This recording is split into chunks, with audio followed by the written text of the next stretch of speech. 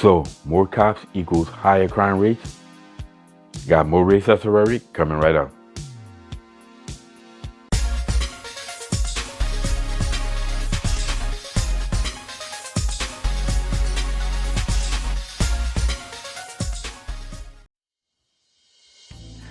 What's up, y'all? Welcome back to Common Sense Logical Reason. As always, I want to say thank y'all for joining me today. So I got more racist rhetoric for y'all. More police equals higher crime rates means higher crime rates is an example of fictitious notion, a bunch of nonsense that black people believe that just simply not true. Well, one thing about black victims and black victimhood is that they will always deflect away from any person's responsibility falling on black people. Anytime there's any type of data set or metric that shows that the problem lies with black people, they're going to try to find some type of way to make it equal to racism and white supremacy. And when it comes down to crime, I can say probably there's no area in society where they do this more when it comes down to crime. Now, according to the FBI, black people commit crime at a rate that's several times higher than what white people commit. But they say their means of being able to deflect of this is they say, well, that's only because there are more cops in the black community. You know, white people, they'll say that white people and black people commit crimes at the same rate. But because there are more police in the black community and there's over police in the black community, there are more police that are likely to capture crime and thus to make the black crime rates look worse than it is. Now, it really comes down to almost like a chicken and the egg scenario. Are there more police in the black community because that's where the crime is, high crime is, and that's you put your crime assets in a place where it's needed the most? Or is the crime rate up in the black community because there are more police there? Now, I say that they put more police there because that's where the crime rate is, or because blacks have committed crime at higher rates. But anyway, I have 4 questions for all of these black victims who believe this nonsense that white people and black people commit crime at the same rate, but the race is high amongst black because there's more police there. I have 4 questions for you. Now, my first question is, well, how many more cops does it take to cause the crime rate to go up? Right? If there's 10% more cops in the area, if you put 10% more cops in the area, you're telling me that the crime rate is going to go up by 10%? Is there any metric that they use to determine how many police officers are going to cause the crime rate to go up? I'm just curious on that because, like I say, it seems to me like this whole argument is one giant assumption.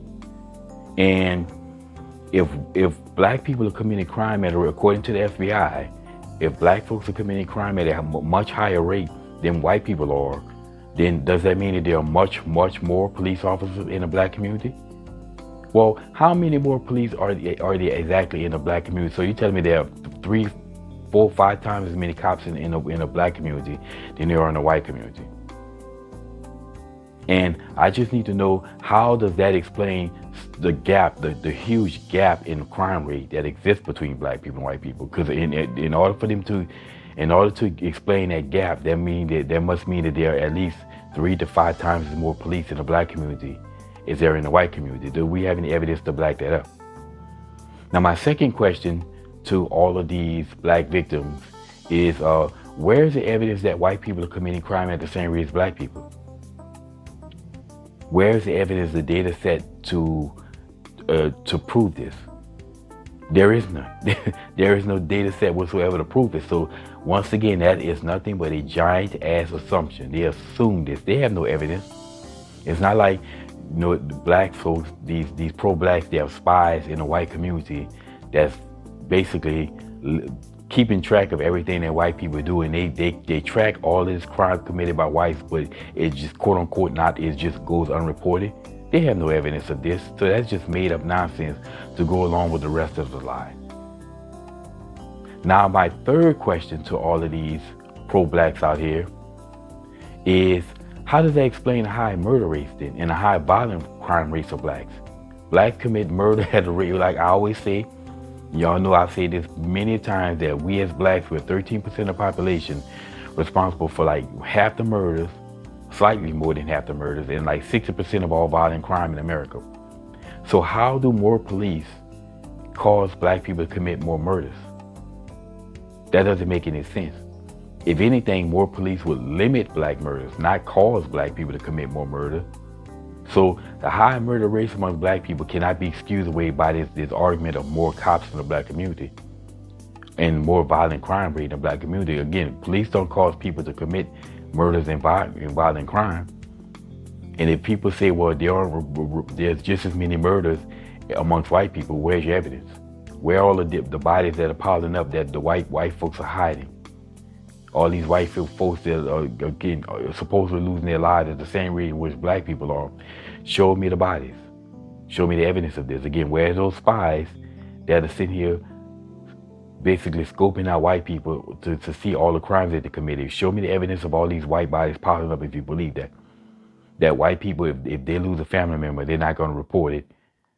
That police just hiding the information. White folks just have they're out there hiding all the information to keep it from being reported. That's ridiculous. Where is the evidence to support that?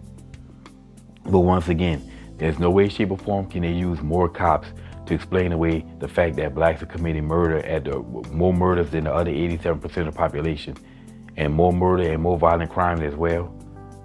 More police in the community doesn't explain that one.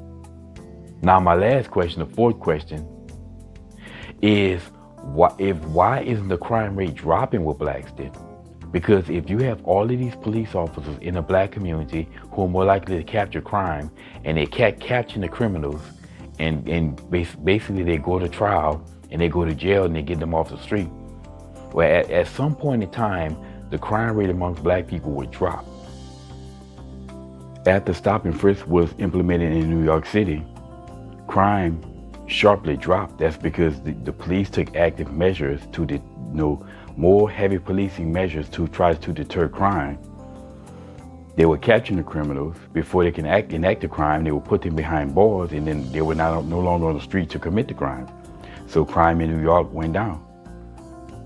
And it was almost immediately following the implementation of stop and frisk. Same with the war on drugs. If we look at the war on drugs, the peak arrest year for the war on drugs was in 1989. Prior to that, crime rate was on the rise. And in 1990, basically the crime rates pretty much tailed off. In 91, they started to drop. And why?